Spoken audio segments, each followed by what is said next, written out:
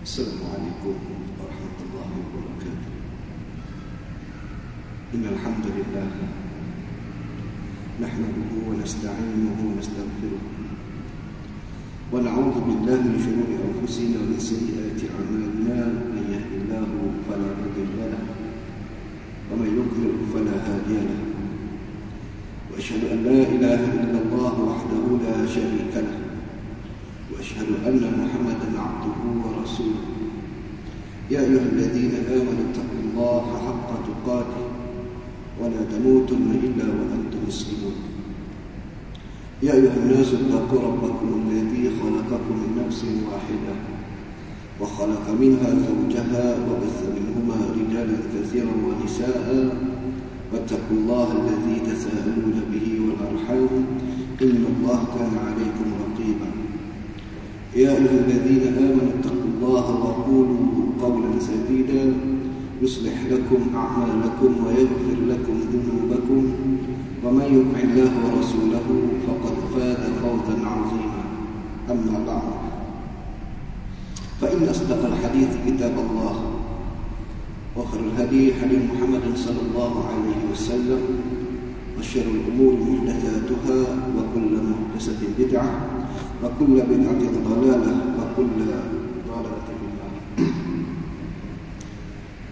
Yang dihormati Datuk Nazir dan seluruh ahli kita berpuasa serta para pegawai Masjid Setia Alam, yang dihormati dan dikasihi barisan para imam dan para asatizah, seterusnya tuan-tuan dan puan-puan muslimin dan muslimat yang dihormati dan dikasihi sekalian. Alhamdulillah, kita merafak syukur kepada Allah Subhanahu wa taala atas limpah kurnia dan nikmat dan utusan yang Allah titip dan pinjamkan kepada kita sampai kepada saat ini. Dan alhamdulillah malam ini kita dapat bertemu lagi, dan malam ini insya-Allah kita akan berkongsi sedikit pembacaan daripada 40 amalan atau penghapus dosa. Dan insya-Allah malam ini kita tengok perkara yang ketujuh.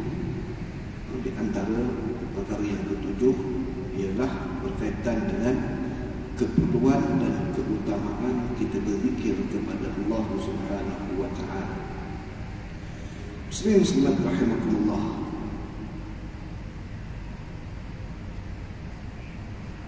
Di antara tujuan Allah Subhanahu wa taala menciptakan kita, Allah nyatakan, wa ma khalaqtul jinna wal insa illa liya'budun. Tidaklah aku, kata Allah, menciptakan jin dan manusia melainkan adalah untuk mengibadahi Allah Subhanahu wa taala. Sifat seorang mukmin ialah sentiasa melazimi untuk mengibadahi Allah Subhanahu wa taala. Satu, yang keduanya sentiasa mengingati Allah Subhanahu wa taala. Banyak di sana lafaz-lafaz yang telah diajarkan sendiri oleh Allah di dalam Al-Quran.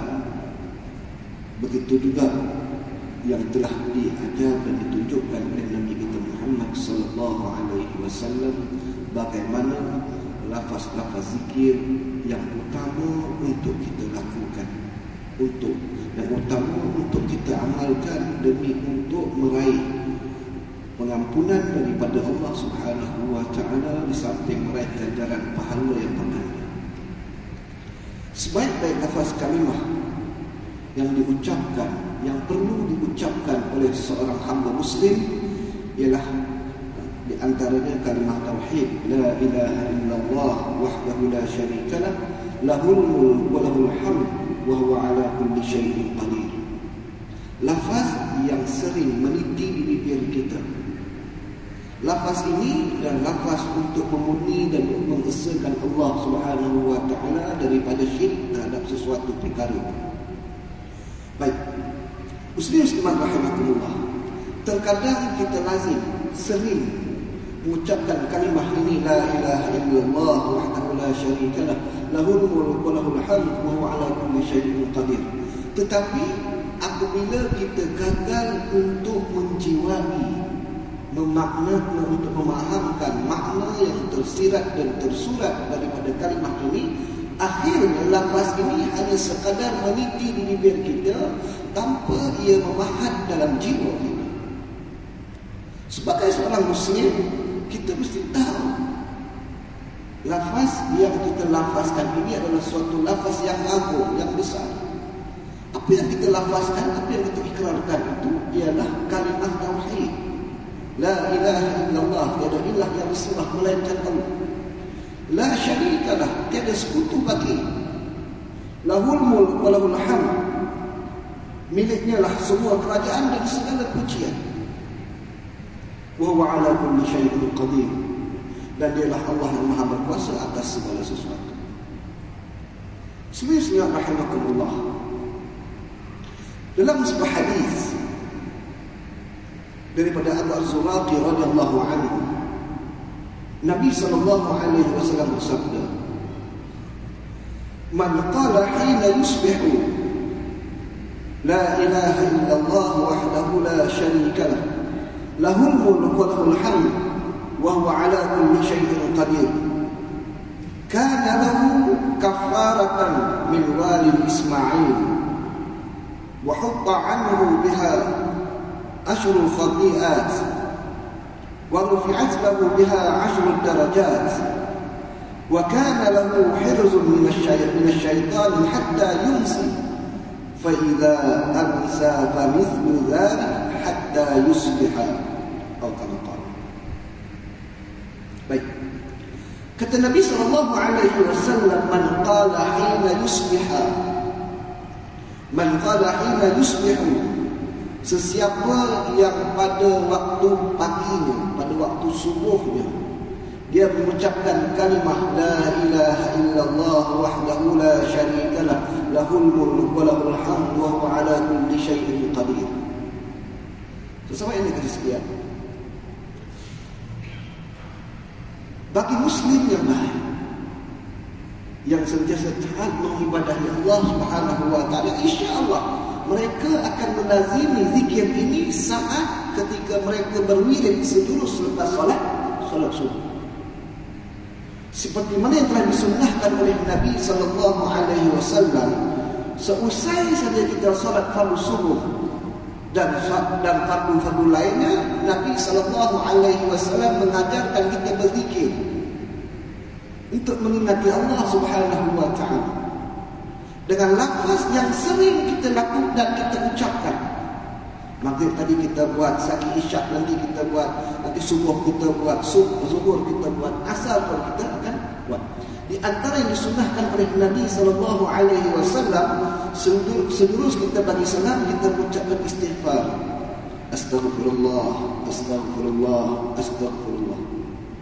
Allahumma antas salam wa minkas salam, tabarakta ya dzal jalali wal ikram. La ilaha illallah wahdahu la syarika lah, lahul mulku wa lahul hamd wa huwa ala kulli syai'in qadir. Banyak riwayat. Baik. Nabi kata siapa-siapa yang selepas waktu subuh dia, pada waktu pagi, terutamanya selepas solat subuh, dia melafazkan zikir tadi, la ilaha illallah wahdahu la syarikalah, lahul mulku wa lahul hamdu wa huwa ala kulli syai'in qadir, kana lahu kafaratan min waladi Ismail. Tengok Nabi kata maka itu akan menjadi penghapus dosa-dosanya sama seperti pahala mereka memerdekakan budak atau hamba daripada keturunan Nabi Ismail.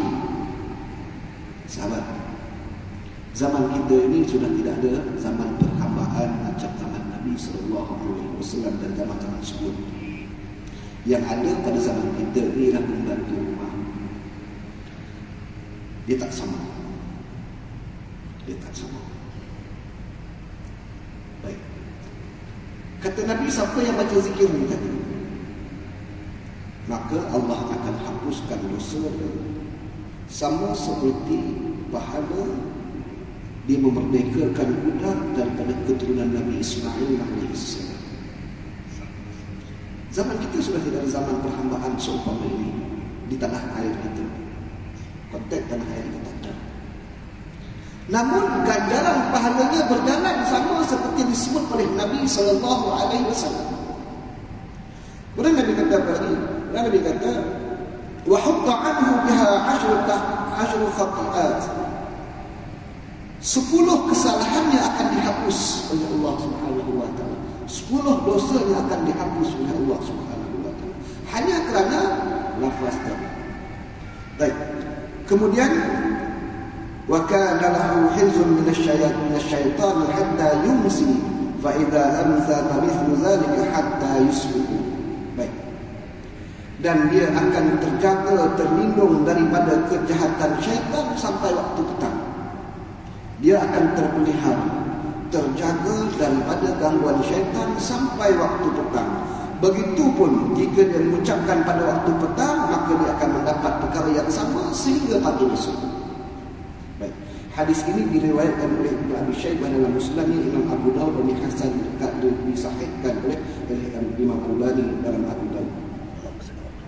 Baik. Bismillah rahimakumullah. Satu. Okey, jangan lupa.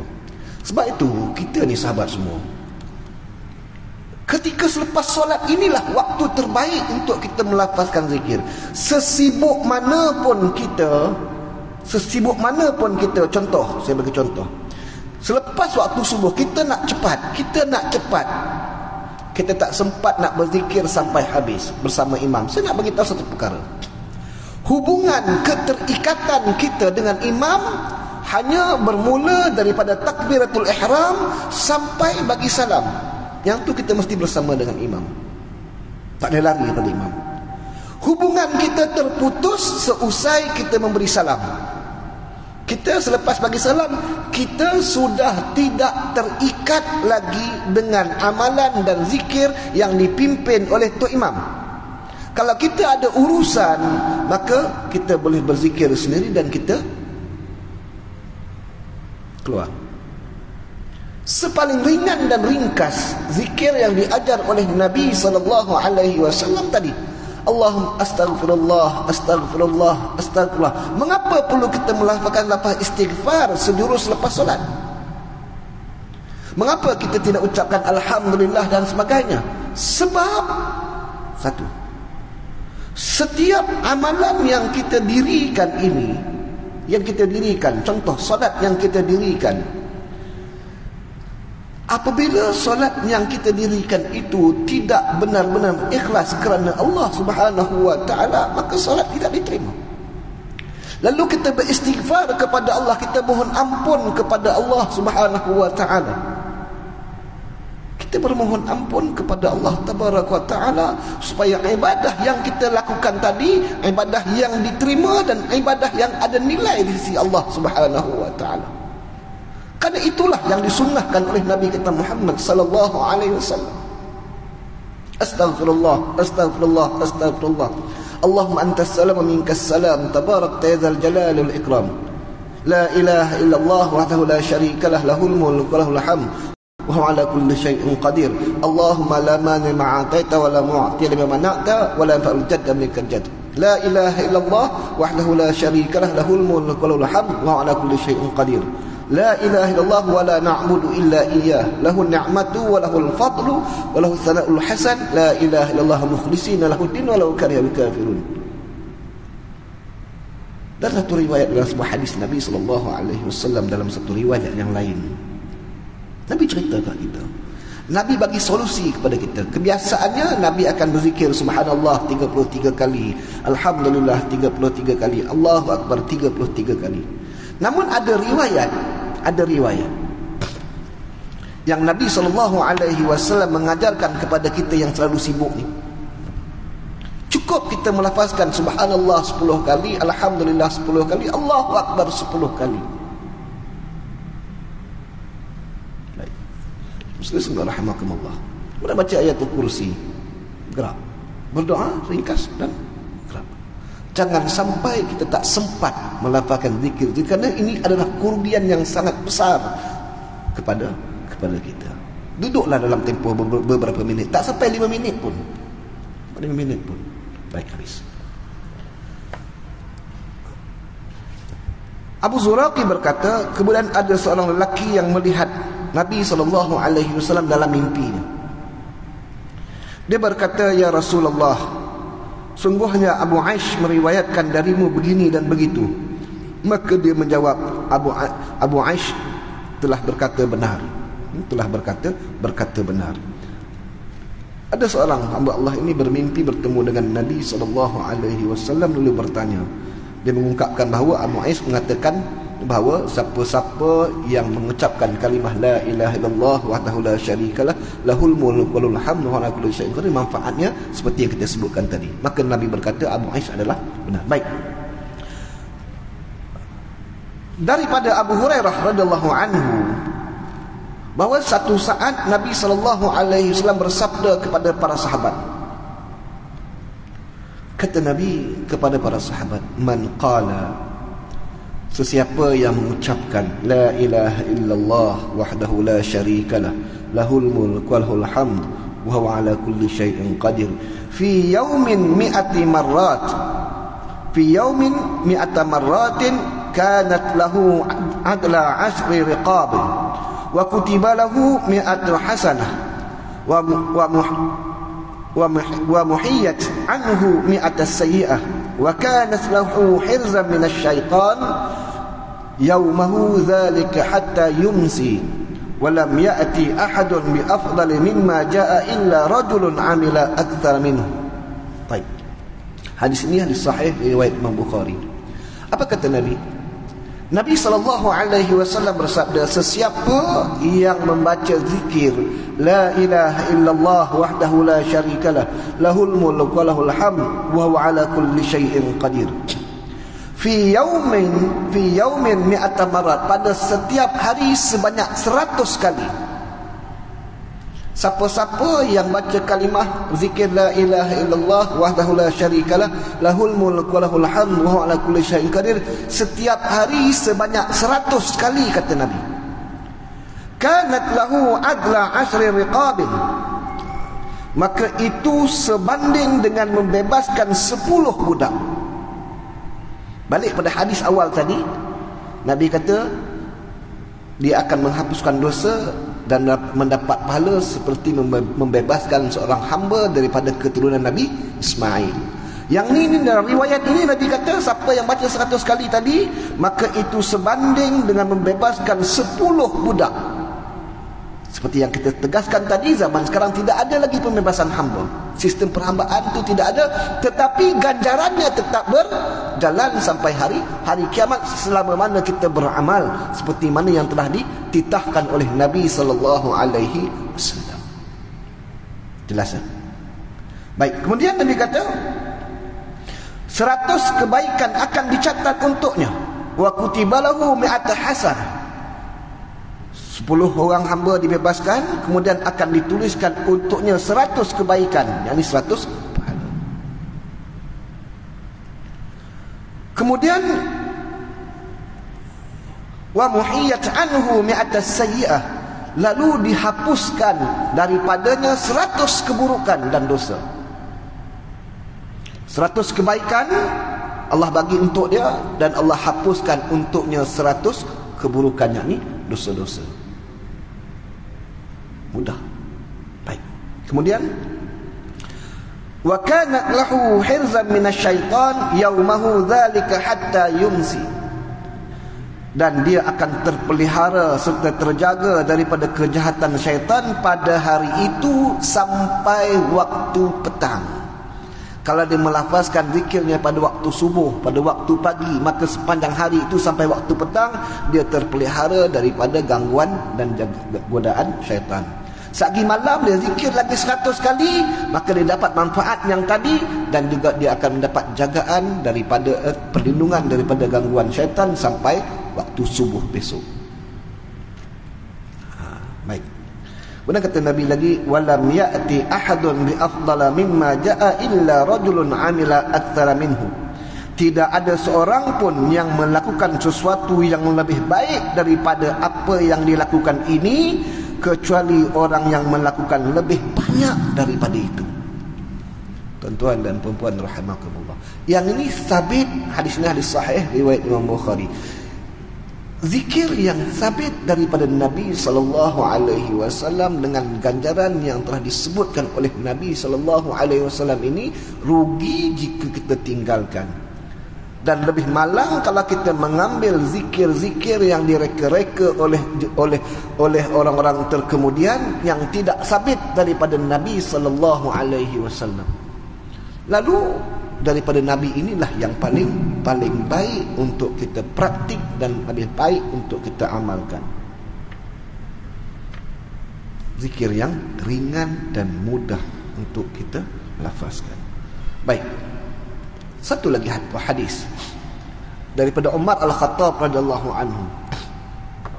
Nabi sallallahu alaihi wasallam beritahu,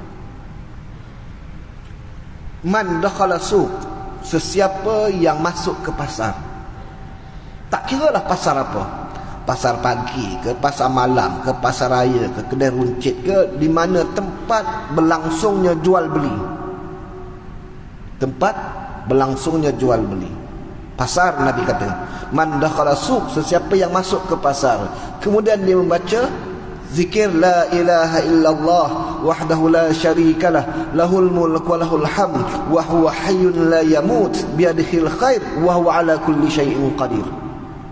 Sedikit ada perbezaan dengan lafaz ini. Tuan-tuan boleh Google, tuan-tuan tengok zikir masuk ke pasar. Tuan-tuan akan jumpa riwayat ini.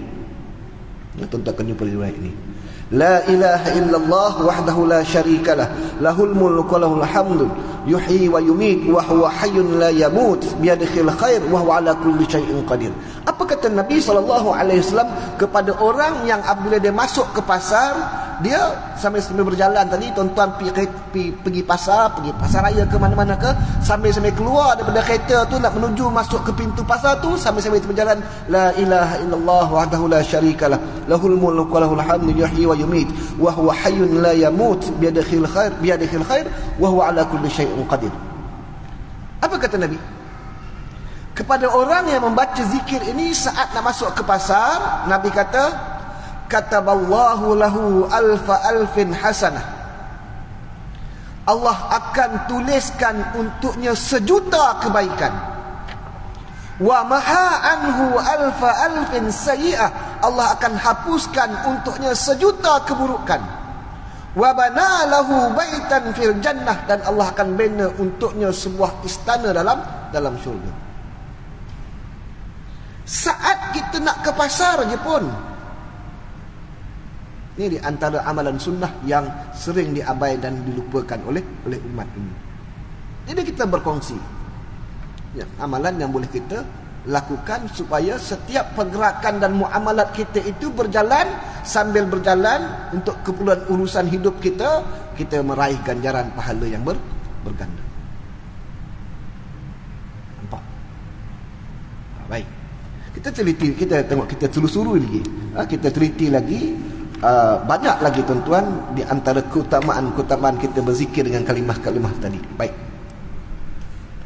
Ibn Hajar Al-Asqalani mengutip perkataan Abu Hurairah radhiyallahu anhu, barang sesiapa yang mengucapkan kalimah la ilaha illallah wahdahu la syarikalah lahul mulku wa lahul hamd wa huwa ala kulli syai'in qadir tadi, seolah-olah dia telah membebaskan seorang hamba, dan janganlah kalian malas untuk membebaskan budak lebih banyak daripada itu.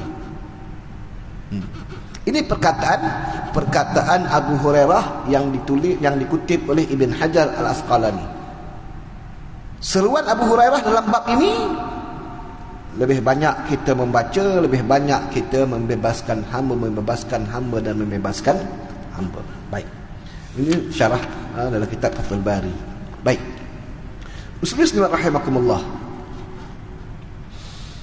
Keutamaan bagi orang yang mengucapkan zikir tadi, zikir khas ini la ilaha illallah wahdahu la syarikalah lahul mulku wa lahul hamdu wa ala kulli syai'in qadir, ada lebih kurang 15 keutamaan dan kelebihan berdasarkan kepada hadis-hadis yang sahih. Pertama, seperti hadis yang kita sebutkan awal tadi, dijadikan penghapus dosa yang sebanding dengan pahala memerdekakan seorang hamba daripada keturunan Nabi Ismail. Kita syarah tadi. Yang kedua, dihapuskan 10 kesalahan jika diucapkan 10 kali. Maknanya setiap satu lafaz zikir tadi, satu kesalahan dosa kita diampun oleh Allah Subhanahu wa taala.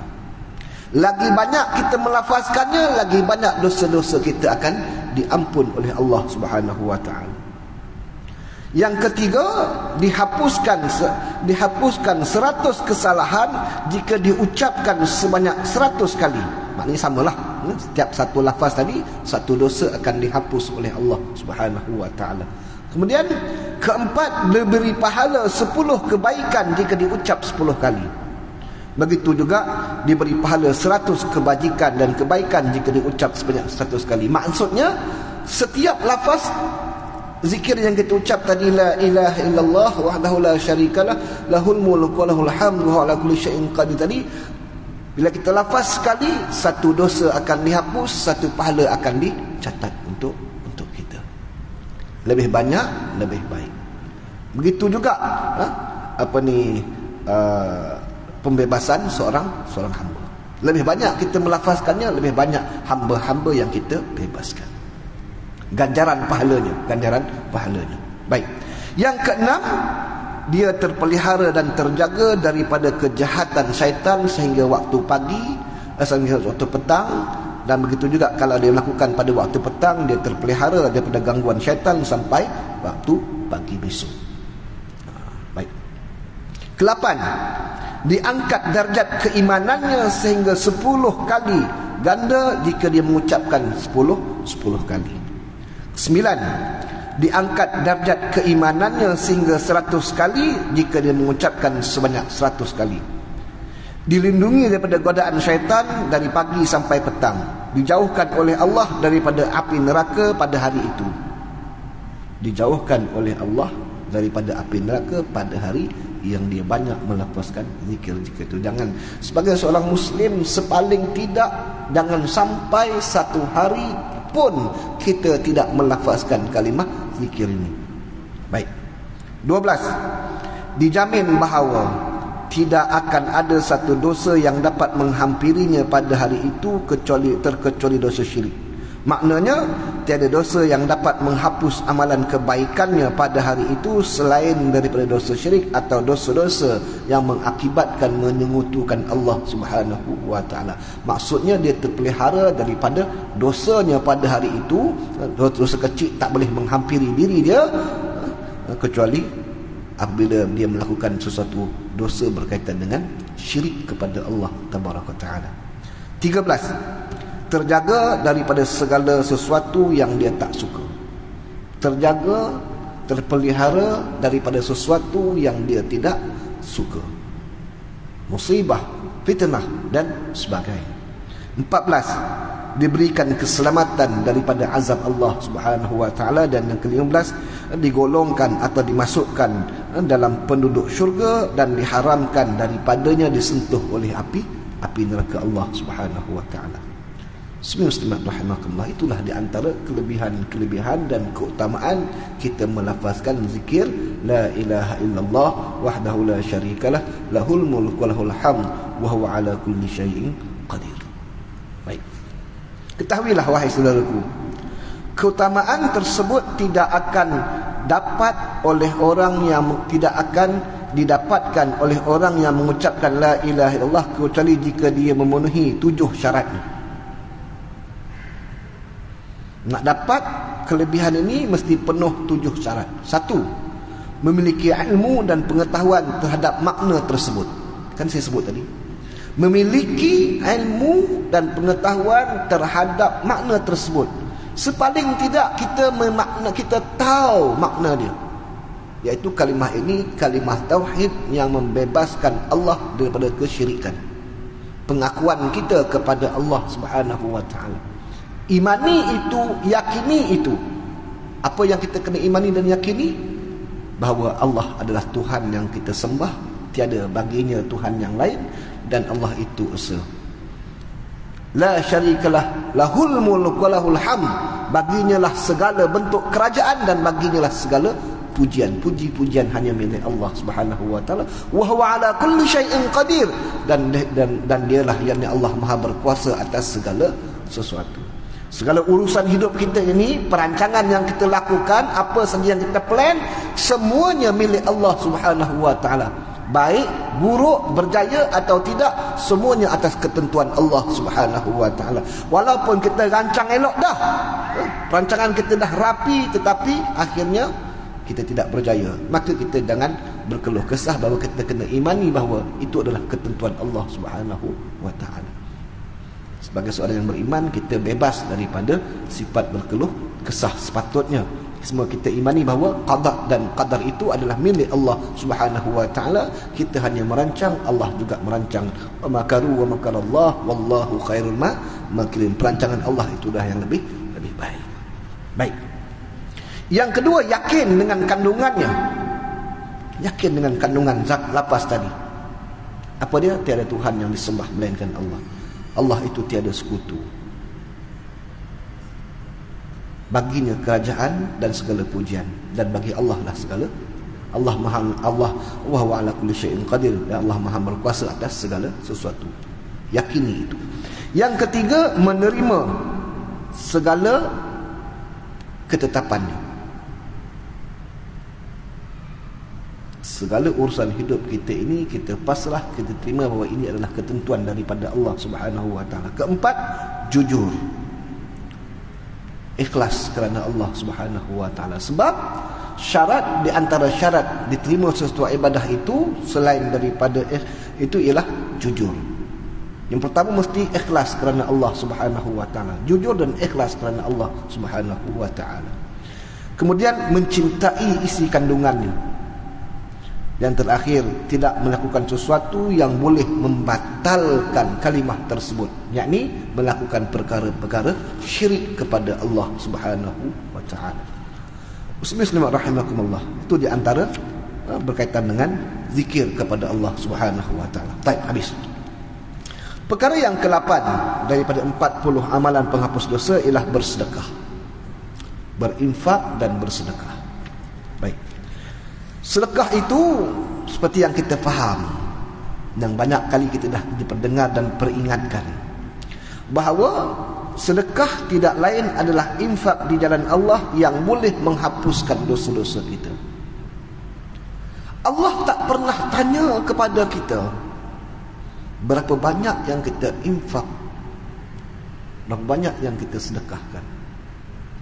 Allah nak tengok keikhlasan kita ketika kita mengeluarkan infak dan sedekah. Baik. Ibn Hajar Al-Asqalani menyatakan dapat diambil faedah daripada perkataan wa amaruhunna bis sadaqah, dan beliau memerintahkan kepada para wanita untuk bersedekah. Bahawa beliau ingin memberitahu bahawa perihal sedekah yang dapat menghapuskan dosa-dosa. Perihal sedekah yang boleh menghapuskan dosa-dosa kita. Yang penting ikhlas kerana Allah Subhanahu wa taala. Di mana kita nak bersedekah? Kepada siapa yang utama untuk kita bersedekah? Sahabat, kalaupun kita tak sempat untuk melihat, untuk mencari orang-orang fakir miskin yang berada di persekitaran kita, masjid ini ada tabung. Masjid ini ada tabung. Dan saya sangat yakin dan faham di antara keunggulan pentadbiran dan pengusaha masjid, tabung-tabung yang berada di keliling kita ini sebahagiannya adalah untuk diberikan kepada para asnaf. Kadang-kadang tertera di tabung itu tabung khas untuk para asnaf. Itu di antara cara kita boleh bersedekah. Kalau susah sangat nak jumpa orang, susah kan, jadi on behalf masjid kita, bila kita melazimi setiap kali kita datang ke masjid, seluk poket, ikhlas kerana Allah, berapa pun nilainya kita masukkan kerana Allah Subhanahu wa taala, maka ia bersifat sebagai menghapuskan dosa-dosa kita. Baik. Huzaifah Al-Yamani meriwayatkan bahawa Umar Al-Khattab radhiyallahu anhu bertanya kepada kami. Huzaifah Al-Yamani, dia cerita Sayyidina Umar pernah bertanya kepada mereka, siapakah di antara kalian yang hafal hadis Rasulullah sallallahu alaihi wasallam mengenai fitnah? Sayyidina Umar tanya kepada Huzaifah dan sahabat yang lain. Sayyidina Umar tanya, siapa di antara kalian yang mengingati hadis, yang mengingati perkataan Nabi berkaitan dengan fitnah? Lalu aku menjawab, kata Huzaifah, aku menghafalnya seperti yang baginda sabdakan. Maka Umar menyahut, sesungguhnya engkau memang berani. Bagaimana lafaznya, kata Umar? Bila Huzaifah kata aku menghafal dan aku mengingatnya seperti yang disabdakan oleh Nabi. Kemudian Sayyidina Umar respon balik kepada Huzaifah, kamu memang berani. Kamu memang berani. Bagaimana lafaznya? Umar tanya balik kepada Huzaifah, bagaimana lafaz itu? Baik. Maka aku pun berkata, kata Huzaifah, fitnah yang dialami seseorang pada keluarga, anak, jiran tetangganya akan boleh dihapus dengan solat, sedekah dan amal soleh. Saya ulang. Kata Huzaifah radhiyallahu anhu bahawa Nabi SAW bagi tahu fitnah yang dialami oleh sesebuah keluarga, anak pinaknya, tetangganya, akan boleh dihapuskan fitnah, dosa-dosa fitnah itu dengan solat, dengan sedekah dan dengan amal soleh. Baik, hadis ini diriwayatkan oleh hadis Imam Bukhari dan Imam Muslim. Jelas dalam hadis ini Nabi nak bagi tahu kepada kita ialah sesuatu yang lebih besar daripada dosa itu antaranya adalah fitnah. Sebab fitnah ini akan berjalan. Fitnah yang kita boleh faham dalam konteks ini ialah maksiat yang dilakukan oleh sesebuah keluarga, maksiat yang dilakukan oleh anak-anaknya, maksiat yang dilakukan oleh jiran tetangganya terhadap dirinya atau dia kepada jirannya. Sama ada dia sebagai individu, sebagai seorang suami, sebagai seorang ibu kepada anak-anaknya, atau kita sebagai anak kepada kedua bapa kita. Begitu juga kita dalam komuniti keluarga kita terhadap jiran tetangga kita. Jiran tetangga kita tak senang dengan kita, tak senang dengan kita, susah hati dengan kita, terseksa jiwa raganya dengan perlakuan dan perangai kita. Contoh,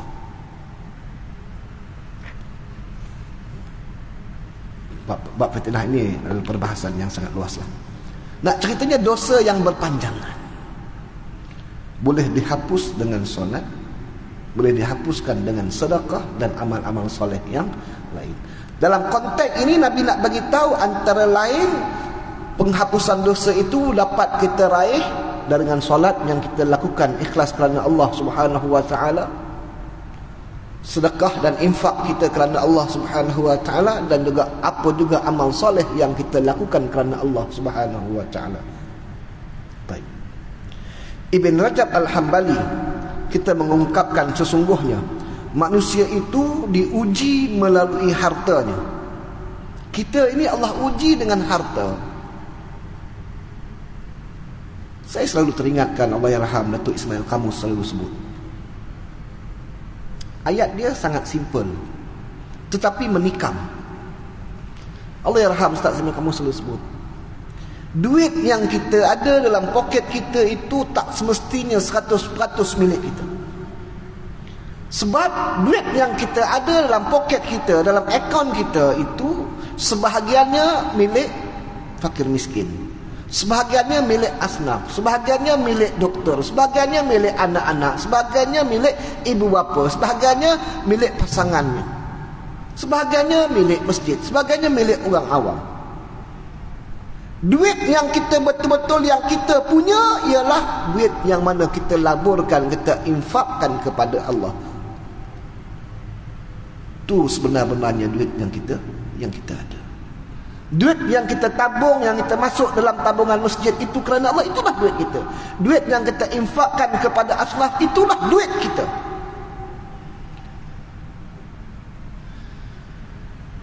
Kerana jariahnya, pahalanya berjalan sampai hari akhirat. Sebab itu duit yang kita cari hari-hari, tuan-tuan dan puan-puan, dia semakin hari semakin, terkadang sifatnya menambah, terkadang sifatnya berkurang. Itu biasa.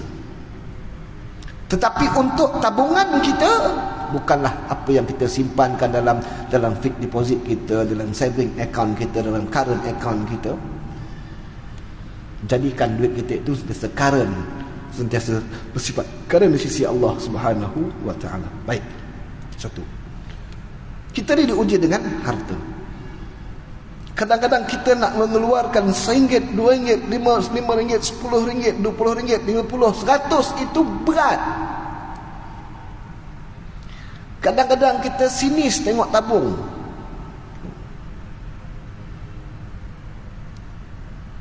Di luar sana masih ramai orang yang memerlukan keprihatinan kita. Tuan-tuan, agama datang mengajar kita, tidaklah sampai memberatkan kita. Hulur setakat mana kita ada dan kita mampu. Sebagaimana Nabi SAW diceritakan oleh isteri baginda Ummahatul Mukminin Aisyah radhiyallahu anha, di antara sifat mulia Nabi SAW, siapa pun yang datang bertamu di rumah baginda, sama ada mereka datang meminta bantuan, pertolongan dan sebagainya, atau mereka datang bertemu dengan Nabi untuk bertanyakan sesuatu soalan, Nabi akan pastikan mereka pulang dengan puas hati. Mereka datang, mereka pulang dengan puas hati. Mereka dapat apa yang mereka nak. Kalau sekiranya mereka datang untuk minta bantuan, sumbangan dan makanan, mereka akan dapat apa yang mereka nak. Sekiranya mereka datang bertemu dengan Nabi, bertanyakan soalan untuk menyernihkan kekeliruan, Nabi akan menjelaskan sejelas-jelasnya kepada mereka. Begitulah sifat mulia Nabi SAW. Tuan-tuan, hak kita bagi, hak kita memberi. Tetapi kalau janganlah sampai dalam bab ini juga, dalam situasi hari ini juga, kita kena hati-hati juga. Sebab zaman ini zaman scammer. Ya. Jangan terlalu mudah pula kita nak transferkan duit kepada mereka yang tak tahu hujung pangkal. Ni berhati-hati. Kita kadang-kadang mereka ini mengambil kesempatan di atas kemurahan. Kita nak berinfak pun tengok keadaan, jelas kepada orangnya, betul kepada orangnya ataupun urusannya. Ini datang scammer yang bukan-bukan, jual nama orang tu, jual nama orang ni. Nama dia lain, suruh transfer dalam akaun, nama akaun tu lain. Takkanlah kita tak mengaji. Kawan-kawan saya pun beberapa orang dah kena, kesian. Bukan kawan-kawan kena, saya pun kena. Nama saya dijual.